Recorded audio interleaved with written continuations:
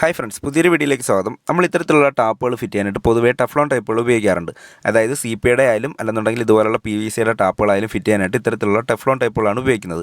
ഈ ഒരു ടേപ്പിനെ ത്രെഡിൽ ചുറ്റിയതിന് ശേഷമാണ് നമ്മൾ ആ ഒരു റെഡ്യൂസർ പോയിന്റിലേക്ക് വെച്ച് കണക്ട് ചെയ്ത് ടാപ്പ് ഫിറ്റ് ചെയ്യുന്നത്. അപ്പോൾ ഇത് ചുറ്റാതെ നമ്മൾ ടാപ്പ് ഫിറ്റ് ചെയ്ത് കഴിഞ്ഞാൽ ഉറപ്പായിട്ടും അത് ലീക്കാവും.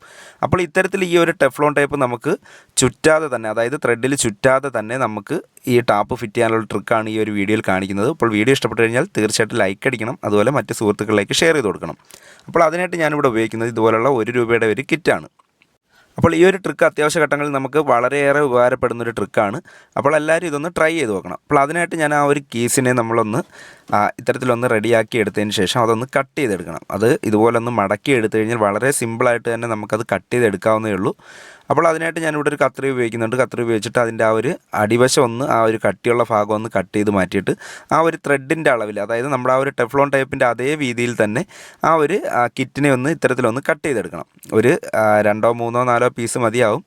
ഞാനിവിടെ ഒരു 4 പീസോളം കട്ട് ചെയ്യുന്നുണ്ട്. നമുക്ക് അത്യാവശ്യത്തിന് ഒരു 2 പീസേ നമുക്ക് ആവശ്യമുള്ളൂ. അതായത് ഇതുപോലുള്ള ഒരു ടാപ്പിനകത്തൊക്കെ ചുറ്റാനായിട്ട് ഇതുപോലുള്ളൊരു കീസാണെന്നുണ്ടെങ്കിൽ നമുക്കൊരു 2 പീസിൻ്റെ ആവശ്യം മാത്രമേ ഉള്ളൂ. ഞാനിവിടെ ഒരു 4 കട്ട് ചെയ്ത് എടുത്തിട്ടുണ്ട്.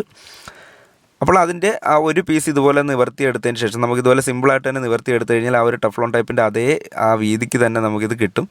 അതിനുശേഷം ഒരു സൈഡൊന്ന് കട്ട് ചെയ്തിട്ട് നമുക്ക് ആ ഒരു ത്രെഡിലൊന്ന് ചുറ്റി കൊടുക്കാം. അപ്പോൾ ഞാനിവിടെ ഇതിനായിട്ട് എടുത്തേക്കുന്നത് ₹1 നമ്മൾ സാധാരണയായിട്ട് ഉപയോഗിക്കുന്ന ആ ഒരു കിറ്റാണ്. അപ്പോൾ കട്ടി കുറഞ്ഞ ഏത് ടൈപ്പ് പ്ലാസ്റ്റിക് കവറുണ്ടെന്നുണ്ടെങ്കിലും നമുക്ക് ഈ രീതിയിൽ ചെയ്യാവുന്നേ ഉള്ളൂ. ഇതുപോലെ കട്ടി കുറഞ്ഞതായിരിക്കണമെന്നേ ഉള്ളൂ.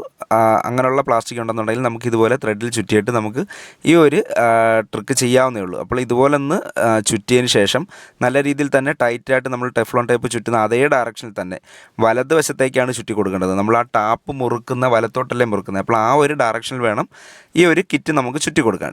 ടെഫ്ലോൺ ടൈപ്പ് നമ്മൾ വലതുവശത്തേക്കാണ് ചുറ്റി കൊടുക്കേണ്ടത്. അതുപോലെ തന്നെ ഈ കട്ട് ചെയ്ത പീസിനെ നമുക്ക് ഇതുപോലെ ഒന്ന് ചുറ്റി കൊടുക്കണം. അതായത് വലതുവശത്തേക്ക് ചുറ്റി കൊടുക്കണം. ഒരു കാരണവശാലും ഇടതുവശത്തേക്ക് ചുറ്റരുത്.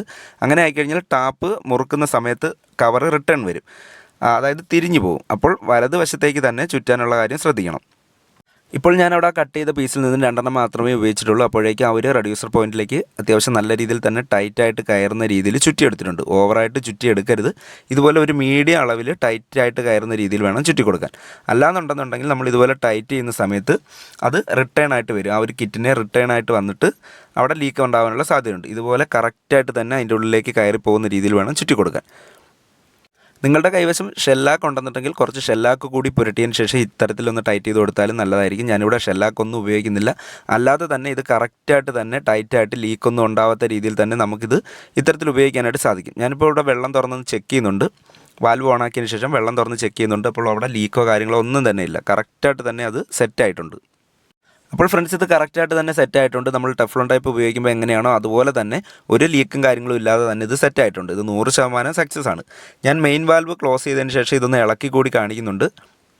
നമ്മൾ ടെഫ്ലോൺ ടൈപ്പ് ചുറ്റിയിട്ടൊക്കെ ടാപ്പ് അഴിച്ചെടുക്കുമ്പോൾ എങ്ങനെയാണോ അതുപോലെ തന്നെയാണ് ഇത് ആ ഒരു കിറ്റ് ആ ഒരു ത്രെഡിലേക്ക് കയറി പിടിച്ചിരിക്കുന്നത്. കറക്റ്റായിട്ട് തന്നെ അത് ആ ഒരു ത്രെഡിൽ സെറ്റായിട്ട് തന്നെ കയറി പിടിച്ചിട്ടുണ്ട്.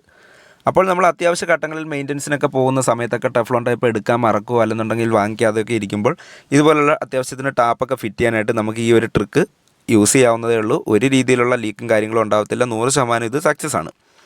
അപ്പോൾ ഓക്കെ ഫ്രണ്ട്സ്, ഈ ഒരു ചെറിയ വീഡിയോ നിങ്ങൾക്ക് ഇഷ്ടപ്പെട്ടെങ്കിൽ തീർച്ചയായിട്ടും ലൈക്ക് ചെയ്യണം, അതുപോലെ മറ്റ് സുഹൃത്തുക്കളിലേക്ക് ഷെയർ ചെയ്ത് കൊടുക്കണം.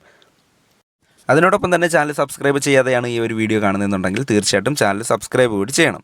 അപ്പോൾ ഈ ഒരു വീഡിയോ ഇവിടെ വൈൻഡപ്പ് ചെയ്യാണ്. Thank you for watching.